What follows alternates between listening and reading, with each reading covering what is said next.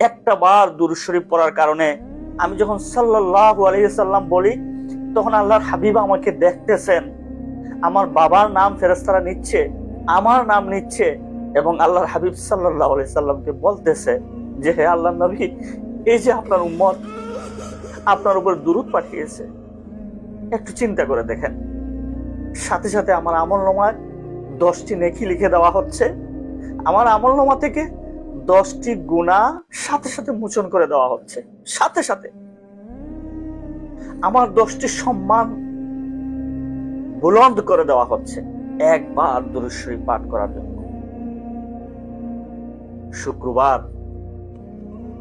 সূর্য উদয়ের পর থেকে বেশি বেশি দুরূদ পড়বেন, বেশি বেশি দুরূদ পড়বেন। এটা অত্যন্ত গুরুত্বপূর্ণ একটি আমল। এই দুরূদ শরীফের উসিলায় আল্লাহ পাক রব্বুল আলামিন সকল মুসিবত দূর করে দেন, আপনার আমার সকল তাগাজা পূরণ করে দেন, আপনার আমার সকল সমস্যাগুলোর সমাধান করে দেন, আপনার আমার সকল অভাবরে দূর করে দেন, আপনার আমার কলবকে পরিষ্কার করে দেন, আপনার আমার জেহেনকে বৃদ্ধি করে দেন, আপনার আমার নসিবে হেদায়েত ঢেলে দেন। এই দুরূদের উসিলায় আপনি আমি হেদায়েত প্রাপ্ত হয়ে যাব। সুতরাং বেশি বেশি দুরূদ পাঠ করেন।